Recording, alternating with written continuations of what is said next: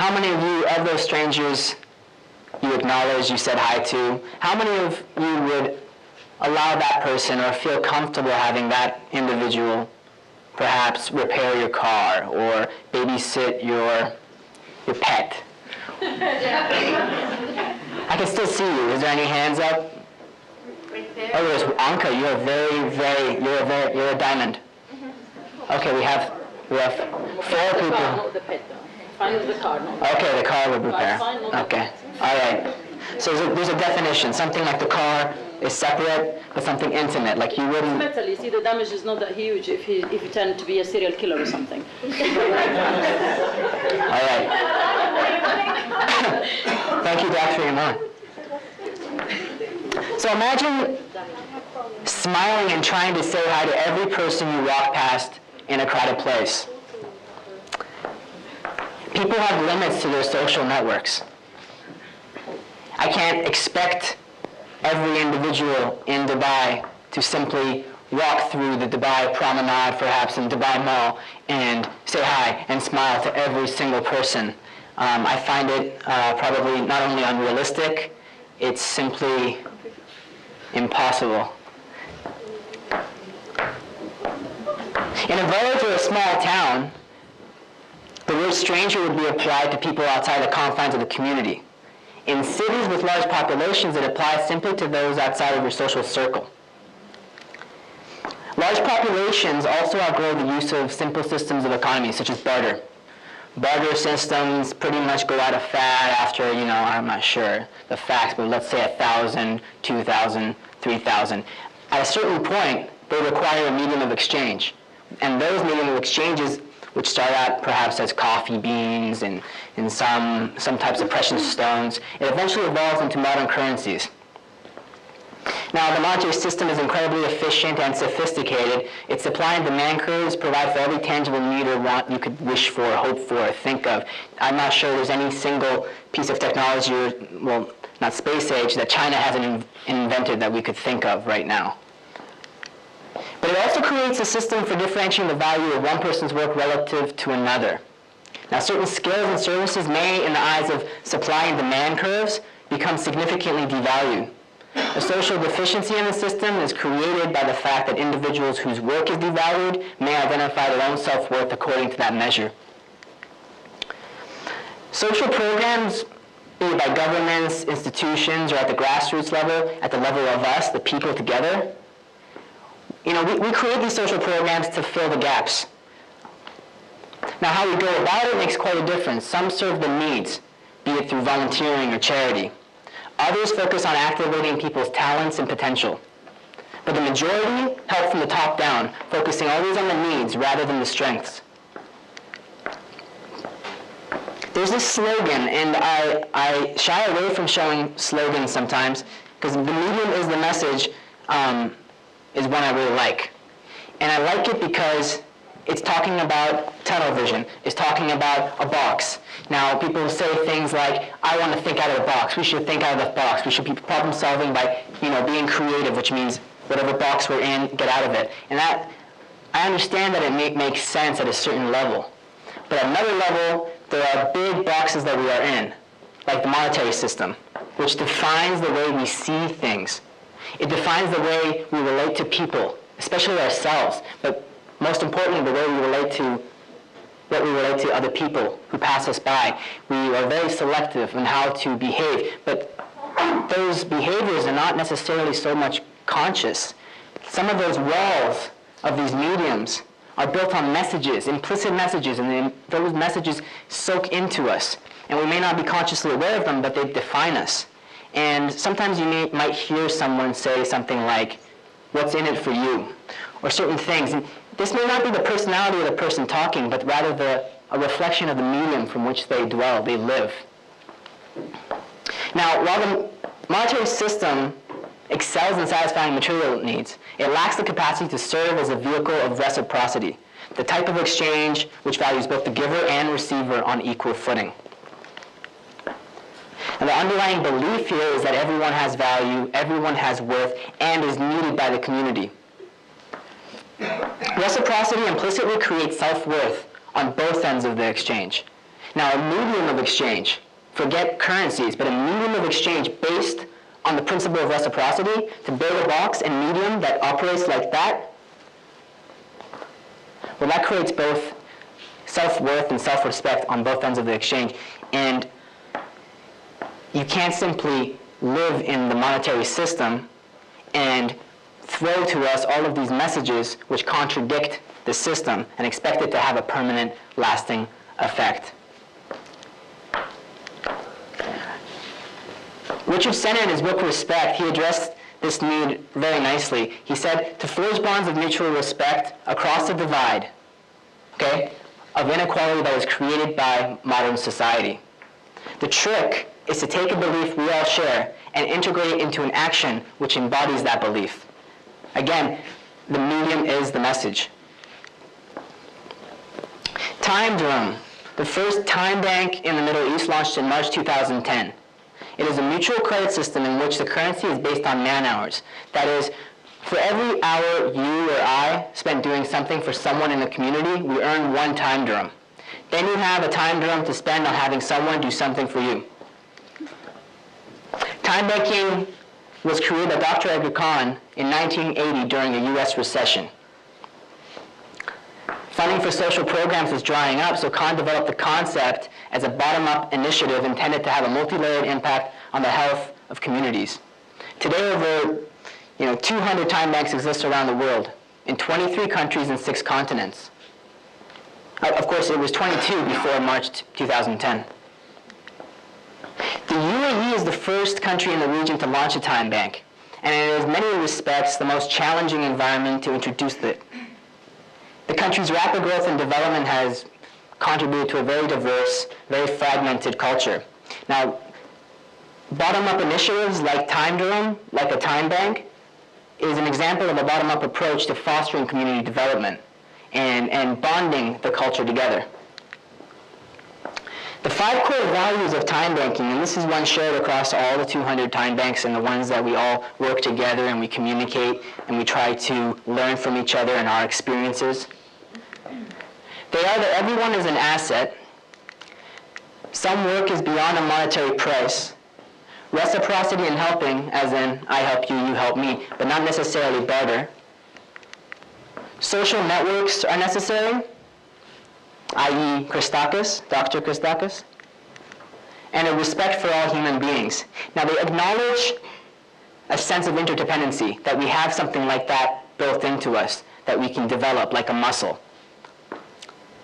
And they also acknowledge a philosophy which values human effort by one objective measure, rather than by the lens of ever-changing supply and demand curves, rather than something external demanding and determining what is valuable and what is of worth. It's the people, us, who determine it by one objective measure.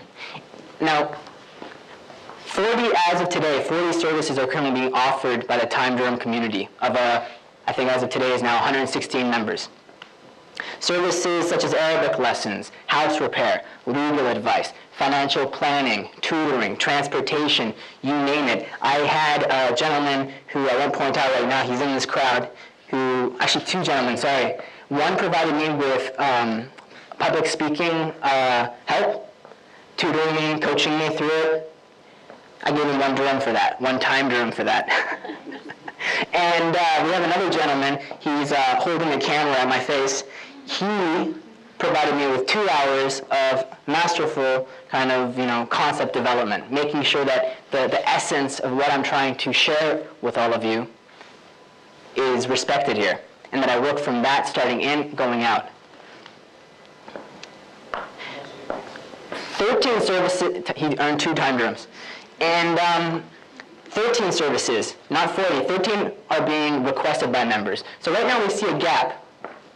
We see something very curious. People are far more inclined and willing to give than they are to receive. Now, there was research, very recent research that we were kind of aware of, which was showing that same gap. Now, what is it in this modern society that allows us to be so, apt, should we be inclined, to give, to share, to volunteer our time, to feel whatever that is?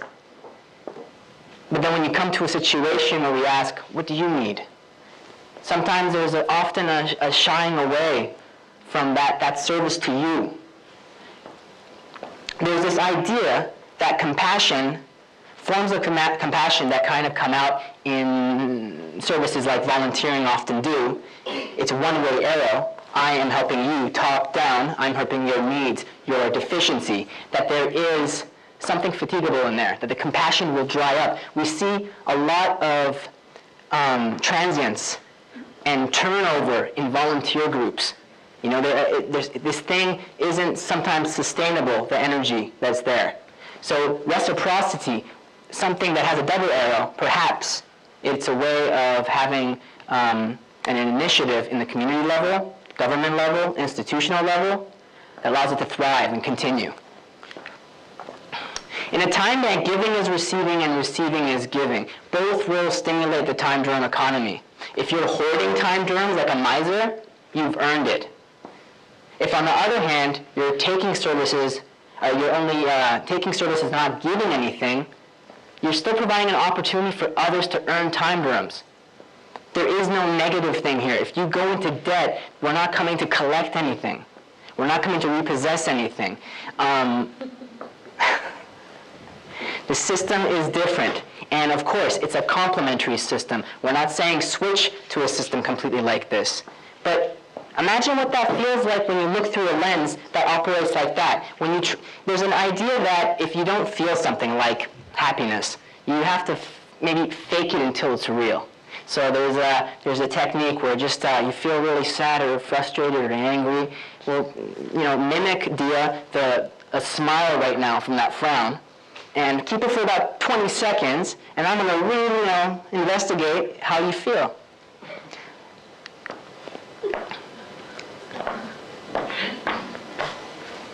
I'm being taught here an hour of Arabic lessons by Sarah. Sarah Snow-Neal-Ali, who's a poet and has an event here at the shelter. So she provided me an hour of Arabic lessons, and I had a week earlier earned a time Dirham by teaching an hour of Salsa Lessons to another founder.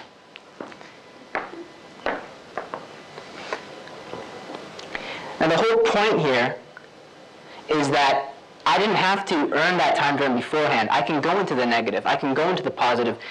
Now, time Dirham coordinators, the people who are working to facilitate these exchanges, may like to keep things in the balance or try to take the guys who are going -15 or something like that to maybe, exchange in the other way, experience the system in a different way. But it's not law enforcement to make them do that. Here's an illustration of the time banking dynamic. It's called the circle of giving. At the top, we have the handyman, Ahmed. He provides Bob with a little service of repairing his stove. Then Bob goes over to Alfonso and gives him legal advice. So we're talking hour to hour to hour. Alfonso, who's a life coach, coaches Sabrina. Sabrina, she's really handy with web design stuff. She develops a website for Daniel, the musician, who in turn teaches Iman how to play the guitar. Iman drives Frank to the airport, and from Frank, closing the circle of giving, teaches Ahmed how to dance salsa. So it's a nice illustration to see it, because the story of where those time Dirhams travel is the story of members of society helping themselves by helping others. Members join right now through an online time banking platform called Community Weaver, a software designed by Dr. Edgar Khan's organization in the US. From there, they can personalize their virtual profile and add the services they're willing to give and receive. In the future, it's very much a necessity to also allow offline exchanges to be present in this system. We can't make it only an online thing. People do have sometimes lack of connectivity to the internet, these kinds of things. And so time Dirham coordinators will help not only to stimulate the time Dirham economy in certain ways, but we'll also make sure to have the mediums be both offline and online, not limit ourselves. Reasons to join can vary. One may see the practical benefit in satisfying their needs or learning new skills. Another may simply wish to expand their social circle. They may be new to town. They may be socially isolated. They may be socially marginalized. Others, and I'm hoping others, might join to experiment with this system of reciprocity in order to see what new insights the experience can provide. So as founders, we work with members as matchmakers who stimulate the Time Dirham economy. One of the common questions we get asked by new members is, what do I have to offer? You know, this relates really, really closely to an aspect of our role as Time Dirham coordinators, which is to activate members of the community, one at a time, in order to reveal the skills and talents they already possess. Because you can't imagine, sometimes you can have individuals with so much talent, so much skill, so much potential, and you can see it, and yet they're so oblivious to it, so diminishing their own self-worth for some reason or another, which we hope to stimulate out of them. So I ask, what are you willing to give? What are you willing to receive? What do you need fixing? What can you fix? What skills or activities do you want to learn? You know, think of the practical skills that you really love to have something, some other people kind of give you some credit for. Not only that, but have it used. Activities that other people are familiar with, that they can teach you, that, you know, there's a lot of community weaving potential that a platform like time banking, like the Time Dirham, can introduce to our lives. And the point isn't what is in it for you in the strictest monetary sense. I would argue that that's not you talking, it's the monetary system talking. It's what can you discover about yourself? What skills, Jerry Seinfeld, he's a famous comedian that everyone probably knows in the US. He said when he first had his newborn child that a certain button at that very moment turned on in him that he never knew ever existed before. So I'm wondering, what innate characteristics, what buttons in us are right now dormant and turned off that we can turn on by experimenting with the system of reciprocity, which connects to the way we have lived far longer than the modern society, which, if you really consider it, because of our really finite lifespans, we can't really relate to so well. But genetically, is there anything in us that's innately there? So you can join Time Dirham by visiting our website. You can register. You can personalize your profile. You can add the services that you'd like to experiment with just to get started. Sometimes the person who can format someone's resume, and you might not even think about that, but someone may be able to use that in the network. Yesterday, I was able to connect two individuals, one who needed to have his faucet installed with a water filter, and the other person who was a handy repairman. Now, those two people, one offered the request, and one gave the request and one gave the offer, but it required me to put the two together. And you can do these kinds of things. You can rely on the community. We're very eager and very interested to hear your feedback so that we can improve the concept as it evolves in the UAE. Thank you.